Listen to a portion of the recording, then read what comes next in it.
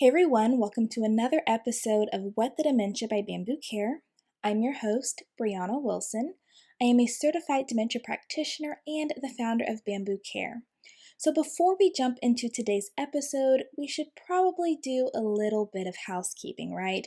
So if you are a frequent listener of the What the Dementia podcast, then you've probably noticed that it's been a little over like a month since an episode has been posted. And I really do feel like I owe you guys at least some sort of explanation. So, essentially, what happened is that the coronavirus caused a lot of things to close, right? Including my apartment's pool. Well, it just so happens that my apartment was located directly in front of the pool. So when they opened back up, there were constantly people at the pool. And unfortunately, they were very, very loud. And I mean, it was like they were right there in the apartment with me, which made it nearly impossible to record. So that was one thing.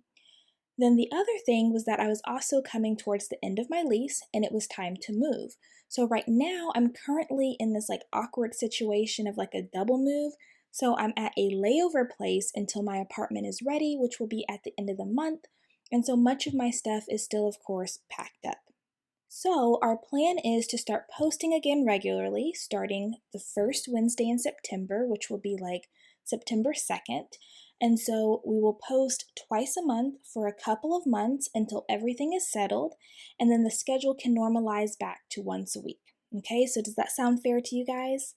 So, of course, as I always say, if you ever have any podcast requests or questions, please just let us know by leaving us a voice message on whatthedementia.com or by emailing us at podcast@whatthedementia.com. And we still have about 4 series left for our Q&A series where we answer 3 questions from our viewers, our listeners, and fans, okay?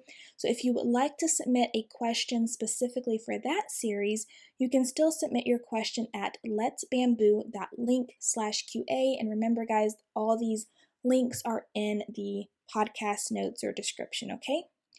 So today's episode is going to be a quick one to kind of get us back into the groove of things.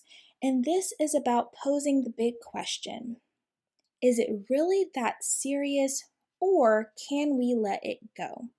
So this topic was actually inspired by an interaction between one of my former patients and their caregiver. So for ease of the story, I'm going to call the patient Anna, which of course isn't her real name, but it just makes things much more simple, okay? So when I arrived, Anna was sitting at the table finishing her chocolate ice cream. And of course, since she was a pretty slow eater, the ice cream was well on its way to melting.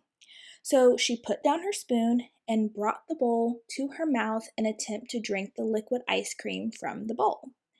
The caregiver told her, "No, use your spoon. That is not how we eat."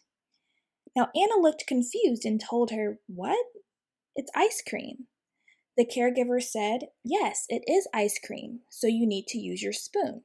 The caregiver picked up the spoon and handed it back to her. She used it for a couple more scoops and then proceeded to sit the spoon back down and attempt to drink from the bowl. And the scenario basically repeated itself. It got to the point where the caregiver then just began to spoon feed Anna since she was not eating quote unquote properly. Now, Anna happens to be a pretty easygoing person, so the spoon feeding didn't really bother her, although you could tell she was pretty confused. She's also not foreign to needing to be spoon fed on occasion because her cognition does have a tendency to fluctuate, and so some days she has more difficulty using her utensils than others. And instead of the caregiver using a method such as hand over hand or hand under hand, the caregiver prefers to just spoon feed her, which I get, although it of course wouldn't be my option of choice. But this scenario definitely could have played out very differently depending on the person and their personality and temperament, which is so important to bear in mind because some people like that wouldn't have been okay. No, you're not going to spoon feed me. I'm eating just fine. Now, reflecting on that situation, again, I pose the question, is it really that serious, or can we let it go? Have any of you ever drank from a bowl of ice cream after it begun to melt? Have you ever picked up food with your fingers to eat instead of using a utensil because maybe it was just easier? Do you prefer to eat with a fork when most people would think a spoon made much more sense, or vice versa? For example, my partner literally eats almost everything with a fork. It doesn't matter what it is in most cases, unless it's like a soup. And even then, I still feel like he would find a way to eat it with a fork and just leave the juice behind. It's a little odd to me, but hey, we're all different. We all have our preferences, and some things are just easier for us than using other methods that other people may approve of better, right? So, let me give you another example of something that I know a lot of caregivers deal with and many cannot stand. So, how many of you have experienced where your partner throws that soiled toilet paper in the trash can instead of the toilet? I'm sure quite a few of you have dealt with this or are still dealing with this. Now, some caregivers get really upset because they find it unsanitary to have this poop covered toilet paper just sitting in the trash can. Plus, I'm sure it doesn't smell the best either, right? Right.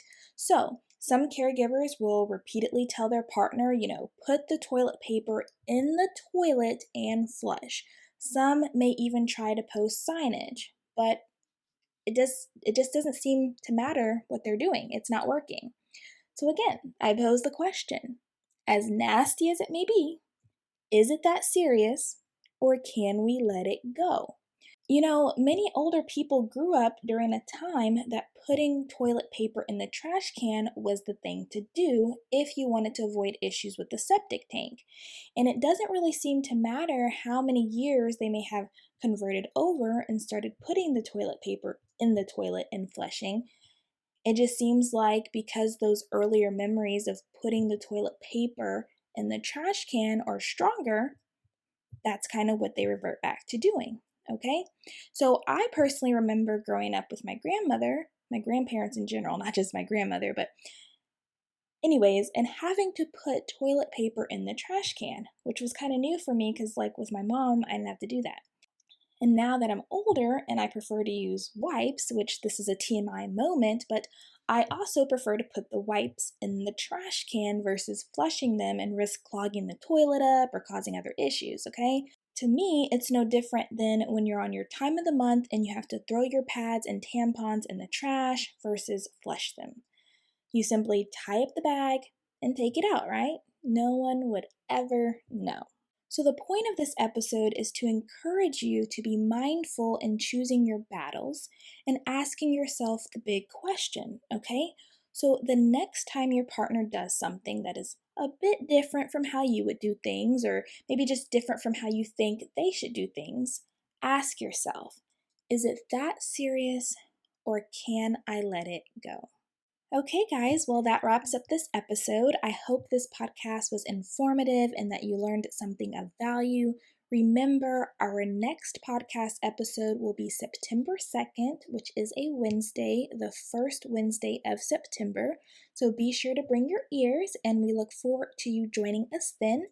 If you have any questions, comments, or future podcast requests, you can send us a voice message at whatthedementia.com or send us an email at podcast@whatthedementia.com.